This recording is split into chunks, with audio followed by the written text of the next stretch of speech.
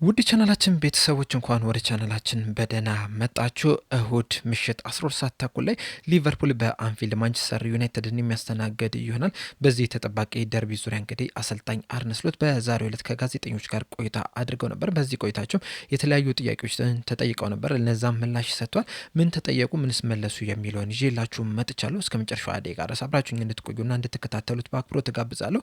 ሰብስክራይብ፣ ላይክ፣ ሼር እያደረጋችሁም የቻናሉ ቤተሰብ እንድትሆኑ በአክብሮት እጋብዛለሁ። ወደ ሁለተኛው ቻናላችንም እየሄዳችሁ ሰብስክራይብ፣ ላይክ፣ ሼር እንድታደርጉልኝ በአክብሮት እጠይቃለሁ። አሁን በቀጥታ ወደ ጋዜጣዊ መግለጫው የምናመራ ይሆናል። አሰልጣኝ አርነ ስሎት በመጀመሪያ የተጠየቁት እንግዲህ በተጫዋቾች ጉዳት ዙሪያ ነው። እነ ሪያን ግራቨንበርክ፣ ኢብራሂሞ ኮናቴና አሊሰን ቤከር እንዴት ናቸው ተብለው ተጠይቀው ነበረ። እሳቸውም በምላሻቸው ራያን ግራቨንበርክ ለጨዋታው ዝግጁ ነው፣ እስካሁን ድረስ እንግዲህ ልምምድ እያደረገ ነው የሚገኘው ከኢንተርናሽናል ብሬክ በኋላ። በዛሬው ዕለትም እንግዲህ አንድ ተጨማሪ የልምምድ ፕሮግራም አለ፣ በዛ ላይም የሚሳተፍ ይሆናል። ኢብራሂሞ ኮናቴም በተመሳሳይ መልኩ ከፈረንሳይ ብሔራዊ ቡድን ወደኛ ከተመለሰ በኋላ ልምምድ ማድረግ ጀምሯል እና ዛሬም ልምምድ ያደርጋል ብለን እንጠብቃለን።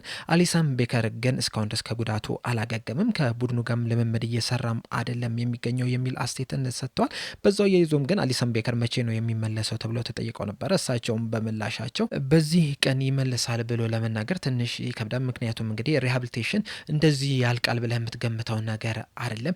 ነገር ግን በእርግጠኝነት መናገር የሚችለው ነገር ቢኖር ምንድን ነው በዚህ ሳምንት በሚደረገው ጨዋታ ላይ እንደማይሳተፍ ነው። እንደዚሁም ደግሞ በቀጣይ ሳምንት በሚኖሩ ጨዋታ ላይም በእርግጠኝነት አይኖርም የሚል ምላሽን ሰጥተዋል። በመቀጠል የተጠየቁት ደግሞ ቨርጅል ቫንዳይክ እንግዲህ በቅርቡ የሰጠው አስተያየት አለ። በዛ አስተያየቱም እንግዲህ የፕሪሚየር ሊግን ዋንጫ በተከታታይ ማንሳት ከባድ እንደሆነ ተናግሯል። ያንንም ነገር እንግዲህ በሊቨርፑል ቲም ውስጥ ከኢንተርናሽናል ብሬክ በፊት በነበሩ ጨዋታዎች ላይ መመልከት ችለናል። አሁን እንግዲህ ለፕሪሚየር ሊግ ጨዋታዎች እንግዲህ ተሰባስባቸዋልና ከነዚህ የእንግሊዝ ፕሪሚየር ሊግ ጨዋታዎች በፊት ምንድን ነው የምታስተላልፉላችሁ መልእክት? በተለይ ደግሞ እሁድ ዕለት ከሚደረገው የእንግሊዝ ፕሪሚየር ሊግ በጣም ተጠባቂውና ትልቁ ጨዋታ በፊት ተብሎ ተጠይቀው ነበረ።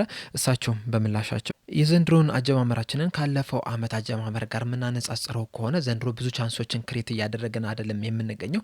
ነገር ግን ደግሞ በዚህ ሲዝን ከኦፕን ፕሌይ ብዙ ቻንሶችን ክሬት በማድረግ ደግሞ አንደኛ ደረጃ ላይ ነው የተቀመጥ ነው።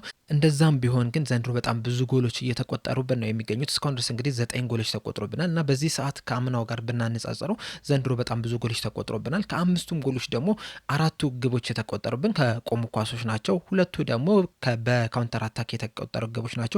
3ቱ የተቆጠሩብን ግቦች ደግሞ ከኦፕን ፕሌይ የተገኙ ናቸው እና እዚህ መከላከላችን ላይ በደንብ ማጠናከር መቻል አለብን። በጣም ብዙ ኳሶች እንግዲህ በሎንግ ቦል ነው እየተጣሉብን ያሉትና ያንን እንዴት ነው መከላከል ያለብን የሚለው ነገር ላይ እንግዲህ በደንብ ማተኮር መቻል አለብን። ቨርጅል ቫንዳይክም እንግዲህ ለመናገር እንደሞከረው ዘንድሮ ከአምናው በተለየ መልኩ ተጋጣሚዎች ወደኛ እየመጡ ነው የሚገኙትና እዛ ነገር ላይ እንግዲህ በደንብ ማተኮር መቻል አለብን። ቻንሶችን ብዙ ክሬት እያደረግን አይደለም፣ እንደዚሁም ደግሞ በጣም ብዙ ጎሎች እየተቆጠሩብን ያሉትና እነዚህ ነገሮች ላይ በደንብ አተኩረን ማሻሻል መቻል አለብን። ምክንያቱም እንግዲህ ብዙ ቻንሶችን ክሬት የማታደርግ ከሆነና በጣም ጥቂት ጎሎችን የምታስቆጥር ከሆነ አንተ ላይ ደግሞ ጎሎችን እንዳይቆጠርብህ በደንብ መከላከል መቻል አለብንና እነዚህ ነገሮች ላይ እንግዲህ በደንብ በትኩረት መስራት መቻል አለብን የሚል ምላሽን ሰጥተዋል። በመቀጠል የተጠየቁት ደግሞ ጎል ማስቆጠርን ቻንስ ክሬት ማድረግን ካነሳቸው አይቀር እንግዲህ ሙሐመድ ሳላህ ካለፈው ሲዝን አንጻር በዚህ ሰዓት እንግዲህ ብዙ ጎሎችን እያስቆጠረ አይደለም የሚገኘው። እናም በሊቨርፑል ቤት ቆይታው እንግዲህ ብዙ ጎሎችን ማንቸስተር ዩናይትድ ላይ እያስቆጠረው ነው የሚገኘውና ሌሎች ክለቦች ላይ ካስቆጠራቸው ግብ የበለጠ ማንቸስተር ዩናይትድ ላይ ግብ ማስቆጠር ችሏልና ቀጣይ ከማንቸስተር ዩናይትድ ጋር የሚደረገው ጨዋታ እሱ ወደ ፎርሙ እንዲመለስ ይረዳዋል ብላችሁ ታስባላችሁ ወይ የሚል ጥያቄን ተጠይቀው ነበረ። እሳቸውም በምላሻቸው እኔ እንደሚመስለኝ ከሆነ ቀጣይ ተጋጣሚያችን እሁድ የሚደረገው ጨዋታ ማንም ቢሆን ማንም ወደ አሸናፊነት መመለስ መቻል አለብን። ምክንያቱም እንግዲህ ያለፉትን 3 ጨዋታዎች እንግዲህ በተከታታይ ተሸንፈናልና ከማንም ጋር ብንጋጠም እንግዲህ ወደ አሸናፊነት መመለስ ያለብን ጨዋታ ነው። ማንቸስተር ስለሆነ ብቻ ሳይሆን ሌላም ተጋጣሚ ቢሆን ወደ አሸናፊነት መመለስ መቻል አለብን። በእርግጥ ያለፉት ጨዋታዎች ላይ እንግዲህ ቻንሶችን ክሬት አድርገን ነበረ። የተሸነፍንባቸው ጨዋታዎችን ራሱ ከተመለከትን የምናሸነፍባቸው አጋጣሚዎች ነበሩ። ሁለቱን የተሸነፍነው እንግዲህ መጨረሻ ደቂቃ ላይ በተቆጠሩብን ግብ ነውና ሶስተኛው ራሱ ከጋላታሳራይ ጋር ያደረግነው ጨዋታ ላይ ራሱ ቻንሶችን አግኝተን ነበረ። ነገር ግን እነዛን ቻንሶች ባለመጠቀማችን ምክንያት እንግዲህ ተሸንፈን ወጥተናል። የሊቨርፑልን ማሊያ እስካደረግከ ድረስ ደግሞ 3 ተከታታይ ጨዋታዎችን ተሸንፈ በቀጣይ የምትገጥመው ተጋጣሚ ማንም ቢሆን ማንም ወደ አሸናፊነት መመለስ መቻል አለብን። ይህንን ስል ደግሞ ለሙሐመድ ሳላህ ብቻ ሳይሆን ለሙሉም ተጫዋቾችም ጭምር ነው። በእርግጥ እዚህ ላይ አንድ ማንሳት ያለብኝ ነገር ቢኖር ምንድን ነው ተጫዋቾች ሁሉም ተጫዋቾች ማለት እችላለሁ ያላቸውን ሁላ ነው እየሰጡ የሚገኙት። ነገር ግን አሁንም ደግሞ ማስተካከል ማስተካከል የምንችላቸው ነገሮች አሉ እንደ ቡድንና እነዛን ነገሮች አስተካክለን እንግዲህ ወደ አሸናፊነት መመለስ መቻል አለብን የሚል ምላሽን ሰጥተዋል። በመቀጠል የተጠየቁት ደግሞ ይህንን ጨዋታ በማንቸስተርና በሊቨርፑል መካከል የሚደረገውን የደርቢ ጨዋታን እንዴት ትመለከቱታላችሁ ተብለው ተጠይቀው ነበረ። እሳቸውም በምላሻቸው ይህንን ጨዋታ እስኪደርስ ድረስ እንግዲህ በጣም ጓጉቻለሁ። ምክንያቱም በጣም ጠንካራ የሚባል ጨዋታ ነው። በጣም በትልልቅ ተፎካካሪዎች መካከል የሚደረግ ጨዋታ ነው። ሲመስለኝም እንግዲህ ባለፈው ሲዝን በጣም በብዛት የታየ ጨዋታም ይመስለኛል እና በጣም አስደናቂ የሚባል ጨዋታ ነው። በጣም ትልቅ ፉክክር አለ በመሀላቸው። እንደዚሁም ማንቸስተር እንግዲህ እንደኔ በጣም ጥሩ የሚባል ጅማሩን መጀመር ችሏል። በእርግጥ አሁን የተቀመጡበት ቦታ በደረጃው ሰንጠረዥ ላይ ያንን ነገር ላያመለክት ይችላል። ነገር ግን ደግሞ ጠንካራ አጀማመር መጀመራቸውን ግን አምናለሁና ያም ሲጨመርበት እንግዲህ ይህ ጨዋታ በጣም አስደናቂ ጨዋታ እንደሚሆንም እገምታለሁ። በተለይ ደግሞ በሁለቱ ክለቦች መካከል ያለው ነገር ራሱ ይህንን ጨዋታው የበለጠ እንድንጓጓለት ያደርጋል። እንደዚሁም ደግሞ ሊቨርፑል እንግዲህ ያለፉትን 3 ጨዋታዎች ተሸንፈን ነው የመጣ ነውና ይህንን ለጨዋታ ለማሸነፍ እንግዲህ በጣም በከፍተኛ ተነሳሽነት ነው ወደ ሜዳ የምንገባው። እናም ደጋፊዎችም እንግዲህ እንደሚያበረታቱንም በጣም ተስፋ አለኝ የሚል ምላሽን ሰጥተዋል። በመቀጠል የተጠየቁት ደግሞ በዚህ ሲዝን እንግዲህ እስካሁን ድረስ ባደረጋችሁ ጨዋታ ላይ ተጋጣሚ ቡድኖች ሰርፕራይዝ እያደረጉ ነው የሚገኙት፣ ለእኛ ጨዋታ የሚሆን አጨዋወትን ይዘው እየመጡ ነው የሚገኙት የሚል አስተያየትን ሰጥተዋልና እናንተስ ለተጋጣሚዎች ሰርፕራይዝ የሚያደርግ ወይም ደግሞ ለየት ያለ አጨዋወትን ይዛችሁ ለመምጣት ምን እያደረጋችሁ ነው የሚል ጥያቄን ተጠይቀውን ነበረ። እሳቸውም በምላሻቸው ቅድም እንዳልኩት እንግዲህ በዚህ ሲዝን በጣም ብዙ ቻንሶችን ክሬት እያደረገን አይደለም ካለፈው ሲዝን አንጻር። ነገር ግን ደግሞ በጣም ብዙ ኳሶችን ከኦፕን ፕሌይ በፕሪሚየር ሊግ ውስጥ ብዙ ቻንሶችን ክሬት ያደረገን ክለብ ነንና ያንን ነገር ስናየው እንግዲህ ያን ያህል መጥፎ ላንሆን እንችላለን። ነገር ግን ዘንድሮ እንግዲህ ካለፈው ሲዝን አንጻር በጣም ብዙ ጎሎች እየተቆጠሩብን ነው የሚገኙትና እነዚህን የሚቆጠሩብንን ጎሎች እንግዲህ መቀነስ መቻል አለብን። ሲቀጥልም ደግሞ ባለፈው ሲዝን እንግዲህ በተለይ የመጀመሪያው አጋማሽ ላይ በኢንዲቪጁዋል ብሪሊያንስ ወይም ደግሞ በአንዳንድ ተጫዋቾች የራሳቸው ጥረት ነበር ጎሎችን ስናስቆጥር የነበረው።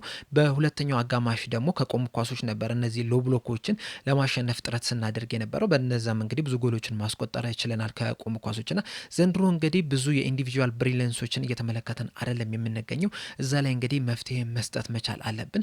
በዋነኝነት ግን የሚቆጠሩብንን ጎሎች መቀነስ መቻል አለብን። ምክንያቱም እንግዲህ ያለፈው ሲዝን ላይ አንድ ጎል ብቻ አስቆጥረን በክሊንሺት 1-0 አሸንፈን ስንወጣ በተከታታይ ተመልክተናል። ዘንድሮ ግን ጎሎች እየተቆጠሩብን ያሉት። አንድ ጎል ሲቆጠርብህ ደግሞ ለማሸነፍ 2 ጎሎችን ማስቆጠር መቻል አለብህ። 2 ሲቆጠርብህ 3 ጎሎችን ማስቆጠር መቻል አለብህና እነዚህን ነገሮች መቀነስ መቻል ያስፈልጋል። እንደዚሁም ደግሞ ከቆሙ ኳሶች የሚቆጠሩብንን ጎሎች መቀነስ መቻል አለብን። እስካሁን ድረስ እንግዲህ 4 ጎሎች ተቆጥሮብናል። እዚህ ላይም እንግዲህ በጣም ማሻሻል ያሉብን ነገሮች አሉ። በእርግጥ በቆሙ ኳሶች ብዙ ጎሎችን እያስቆጠረን አይደለም የምንገኘው፣ ብዙ ቻንሶችን እየተጠቀምን አይደለም የምንገኘው። እንደዛም ቢሆን ግን ከአርሰናል በ1 ነጥብ ዝቅ ብለን 2ኛ ደረጃ ላይ ነው የተቀመጥነውና ያንን ነገር ስንመለከተው ያን ያህል የከፋ ነገር እንደሌለን ልንመለከት እንችላለን። ነገር ግን ደግሞ ማሻሻል ያሉብን ነገሮች አሉ። እነዛን አሻሽለን እንግዲህ ወደ ቀጣይ ጨዋታዎች መቅረብ መቻል አለብን የሚል ምላሽን ሰጥተዋል። በመቀጠል የተጠየቁት ደግሞ በአሌክሳንደር ኢሳቅ ዙሪያ ነው። አሌክሳንደር ኢሳቅ እንግዲህ በኢንተርናሽናል ብሬክ ወቅት ለስዊድን ብሔራዊ ቡድን ሁለቱንም 90 ደቂቃዎች መጫወት ችሏልና አሁን ያለበት የፊትነስ ሲቹዌሽንን እንዴት ነው የሚመለከቱት ተብለው ተጠይቀው ነበረ። እሳቸውም በምላሻቸው ለሱ እንግዲህ የቅድመ ውድድር ዝግጅቱ የተጠናቀቀ ይመስለኛል። ምክንያቱም እንግዲህ በመጀመሪያ በክረምቱ እንግዲህ ምንም አይነት ጨዋታዎችን መጫወት አልቻለም ነበር። ምንም አይነት ትሬኒንግ ማድረግ አልቻለም ነበረ ለ4 ወራት ያህል። ከዛ በኋላ እንግዲህ ወደዚህ ወደ ሊቨርፑል ከመጣ በኋላ እንደ ቅድመ ውድድር ዝግጅት ጨዋታዎች ነበር ስንመለከተው የነበረውና የተለያዩ ደቂቃዎችን ነበር ሲጫወት የነበረው። 67-80 ደቂቃ መጫወት ችሏል። በኢንተርናሽናል ብሬክ ወቅትም እንግዲህ 90 ደቂቃ መጫወት ችሏል። በዛ እንግዲህ ጎሎችን አላስቆጠርም። ቢያስቆጠር ደስ ይለን ነበር እንደ ሌሎቹ ተጫዋቾች፣ ነገር ግን አላስቆጠርም። እንደዛ ቢሆንም ግን ወደ ማች ፊትነሱ እየተጠጋ ነው የሚገኘውና መሆን ካለበት ለመድረስ እንግዲህ በጣም ትንሽ ነው የቀረውና ለሱ የቅድመ ውድድር ዝግጅት ጨዋታው እየተጠናቀቀ ይመስለኛል። ከዚህ በኋላ ግን እንደ ማንኛውም ሰው ጃጅ ልናደርገው እንችላለን። እናም አሁን ላይ እንግዲህ ምን ያህል የማች ፊትነስ ላይ እንደሚገኝ እንግዲህ አብረን የምንመለከተው ይሆናል በቀጣይ የሚል ምላሽን ሰጥተዋል። በመቀጠል የተጠየቁት ደግሞ ይህ ቲም እንግዲህ በተከታታይ 3 ጨዋታዎችን መሸነፍን እንግዲህ አልለመደምና እነዚህ ሽንፈቶች በኮንፊደንሳቸው ላይ ተጽዕኖ አይፈጥርም ወይ? እንደዚሁም ደግሞ ወደ ኖርማል ለመመለስስ በመልበሻ ክፍሎች ውስጥ ማንን ነው የሚመለከቱት የሚል ጥያቄን ተጠይቀው ነበረ። እሳቸውም በምላሻቸው ምናልባት ይፈልጉኝ ይሆናል። ነገር ግን ይፈልጉኛል ብዬ ግን አልጠበቅም። ምክንያቱም እንግዲህ እነዚህ ተጫዋቾች በጣም ብዙ ነገሮችን ያሳለፉ ተጫዋቾች ናቸው። ለእነሱ መሸነፍ አዲስ ነገር አይደለም። በእርግጥ በሊቨርፑል ማሊያ እንግዲህ በተከታታይ 3 ጨዋታዎችን መሸነፍ ጥሩ ነገር አይደለም እና ከዛም ነገር እንግዲህ መውጣት መቻል አለብን። ወደ አሸናፊነት መመለስ መቻል አለብን። ምንም እንኳን የተሸነፍንባቸውን ጨዋታዎች ስንመለከት ልዩነቱ በጣም ትንሽ ማርጅን ነች። በነዛ ማርጅን ብቻ ነው ተሸንፈን መውጣት እየቻልነው። አቻ የምንወጣበት አጋጣሚ ነበር።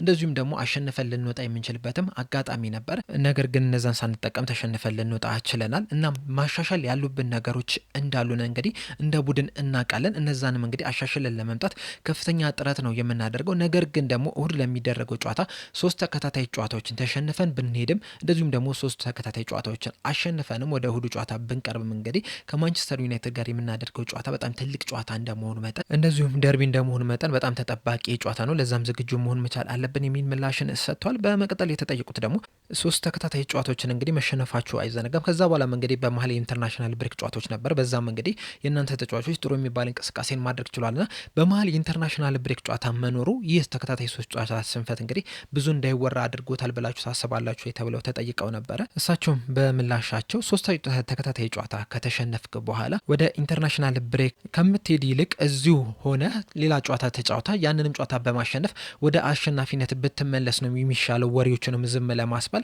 አሁንም እንግዲህ የሆነ ሰዓት ላይ እነዚህ ወሬዎች ዝም ብለው ነበረ። ነገር ግን አሁን ደግሞ እንደ አዲስ እየተወሩ ነው የሚገኙትና የኢንተርናሽናል ብሬክ በመሀል መኖሩ እንግዲህ ያን ያህል ጥቅም የለውም። በእርግጥ ተጫዋቾቹ እንግዲህ ሄደው ጎል ማስቆጠር ችለዋል። ከተመለሱም በኋላ ግን እነዛ ሽንፈቶች አሁንም ግን እየተወሩ ነው የሚገኙትና እነዚህን ሽንፈቶች ዝም ለማስባል ቀጣይ ጨዋታን ማሸነፍ የግድ ይለዋል። ያንን የምናሸንፍ ከሆነ እንግዲህ እነዚህ ወሬዎች ዝም ማለታቸው አይቀርም የሚል ምላሽን ሰጥተዋል። በመቀጠል የተጠየቁት ደግሞ በአሌክሲስ ማካሊስተር ዙሪያ ነበር። ማካሊስተር እንግዲህ በቅርቡ የሰጠው አንድ አስተያየት ነበር። በዛ አስተያየቱ ምንድን ነው ያለው? ዘንድሮ እንግዲህ እንደፈለግኩት አይነት ጅማሩን መጀመር አልቻልኩም የሚል አስተያየትን ሰጥቷልና በዚህ ዙሪያ ያለው ሀሳብ ምንድን ነው ተብለው ተጠይቀው ነበረ። እሳቸውን በምላሻቸው ምን ለማለት እንደፈለገ እርግጠኛ አይደለሁም። ነገር ግን ደግሞ ሁላችንም የፈለግነውን አይነት አይደለም አጀማመር የጀመርነው። ምናልባት እንግዲህ እሱ እንደዛ ምርጥ ብቃቱ ላይ ያልተገኘው በተለይ ደግሞ ካለፈው ሲዘን አንጻር ማለት ነው የተለያዩ ጉዳቶች አጋጥሞታል።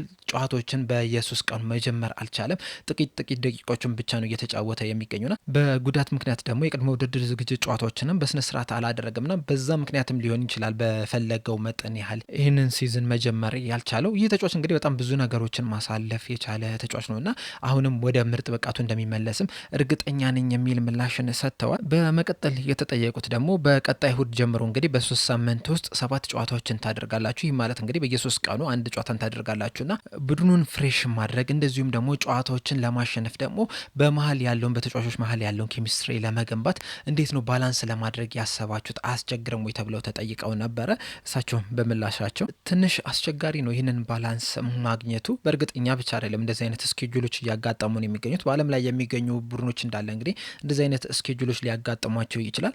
ነገር ግን ባላንሱን ማግኘት ትንሽ አስቸጋሪ ያደርገዋል። ምክንያቱም እንግዲህ ከዚህ ቀደም እንደተነጋገረው አሌክሲስ ማካሊስተር እንደዚሁም ደግሞ አሌክሳንደር ኢሳቅም በቅድመ ውድድር ዝግጅት ጨዋታዎች ላይ በስነ ስርዓት አልተዘጋጁም እና አንድን ተጫዋች ደግሞ ምንም ሳይጫወት የነበረን ተጫዋች ቀጥታ ወደ ቡድኑ አምጥተ በየ3 ቀኑ ማጮት ትንሽ አስቸጋሪ ያደርጓል። ምክንያቱም እንግዲህ ጫናዎችን ይፈጥርበታል። ያ ጫና ደግሞ ቶሎ እንዲጎዳ ያደርጓልና እነዚህም ባላንሶች ማግኘት መቻል አለብህ።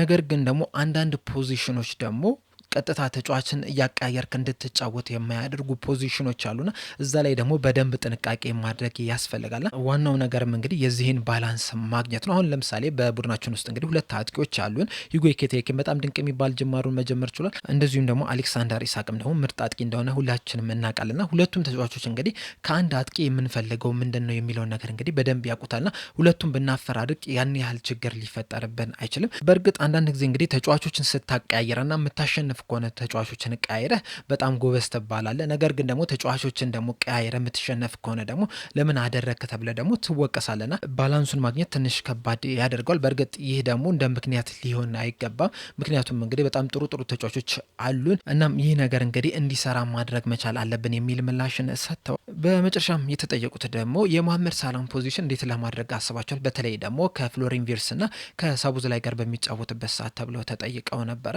እሳቸውም በምን ምላሻቸው ምንድን ነው ያሉት? ሁለቱም እንግዲህ 10 ቁጥር ቦታ ላይ ነው የሚጫወቱት፣ ፍሎሪያን ቪርትስም ሰቡዝ ላይም። በእርግጥ ሁለቱም የተለያየ አይነት 10 ቁጥር ተጫዋቾች ናቸውና ያንን ነገር እንግዲህ ባላንሱን ማግኘት ላይ ነው ወሳኙ ነገር። በቼልሲ ጨዋታ ላይ እንግዲህ ኩኩሬላ እንዴት ጎሏን ማስቆጠር እንደቻለ አይተናል። እንዴት ወደዛች አጋጣሚም እንደገቡም አይተናል። በዛው ልክ ደግሞ በጨዋታው ላይ መሐመድ ሳላ ጨዋታውን ሊቀየር የሚችልባቸውም እድሎችንም ማግኘት እችለን ነበረና ዋናው ነገር ባላንሱን ማግኘት ነው። በክንፍ አጥቂዎችና በክንፍ ተከላካዮች መካከል ያለውን ባላንስ የምታገኘ ከሆነ ከዚህ የተሻለ መጮት እችላለ። አምና እንግዲህ በጣም ብዙ ክሮሶች አይደረጉብንም ነበር። ዘንድሮ እንግዲህ ብዙ ክሮሶች እየተደረጉ ነው የሚገኙትና ያንን ባላንስ ማግኘት መቻል አለብን። በአጠቃላይ የቡድኑን ባላንስ ላይ እንግዲህ ከፍተኛ ስራ መስራት መቻል አለብን የሚል ምላሽን ሰጥቷል። በአጠቃላይ እንግዲህ አሰልጣኝ አርነ ስሎት ለማንቸስተር ዩናይትድ ጨዋታ እንግዲህ የሰጡት ጋዜጣዊ መግለጫ ይህንን ይመስል ነበረ። በዚህ ጋዜጣዊ መግለጫ ላይ እንግዲህ ያላችሁን ሀሳብ እንዳለ ኮሜንት ሴክሽን ላይ በመጻፍ አሳውቁኝ። ለአሁን እኔ እዚህ ላይ አበቃው። በቀጣይ በሌላ እስከምንገናኝ ድረስ ሰብስክራይብ፣ ላይክ፣ ሼር ማድረግ እንዳትረሱ። ቸር ያቆየን።